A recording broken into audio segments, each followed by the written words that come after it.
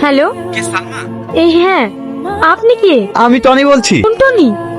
তোমার টনি, যে 10টা বছর তোমার জন্য অপেক্ষা করে আছে। টনি তুমি? এতদিন পর আমার কথা মনে পড়লো, তুমি আমার নাম্বার কোথায় পেলা? আমি আজকে তোমাদের বাড়িতে গিয়েছিলাম, গিয়ে দেখলাম তোমার বাড়িতে কেউ নেই, তাই পাশের বাড়ি থেকে নাম্বারটা চেয়ে নিলাম। তুমি আমাদের বাড়িতে এসেছিলা?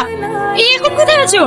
আমি এখন তোমার সাথে দেখা করতে চাই। আচ্ছা আচ্ছা ঠিক আছে। আমার ছোটবেলায় যেখানে খেলা করতাম না, তুমি সেখানে চলে এসো, আমি ওখানে যাচ্ছি। ঠিক আছে, তুমি যাও, আমি যাচ্ছি। কি রে, টনি ফোন করেছিল? এক্ষুনি ওর সঙ্গে দেখা করতে যাবো বান্ধবী, এক্ষুনি।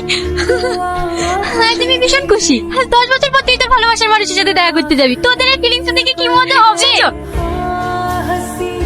কি রে, আর কতক্ষণ অপেক্ষা করবো? তোর টনি কখন আসবে? একবার ফোন কর না। আর ফোন করতে হবে না, মনে হয় টনি ফোন করছে। হ্যাঁকে বলো।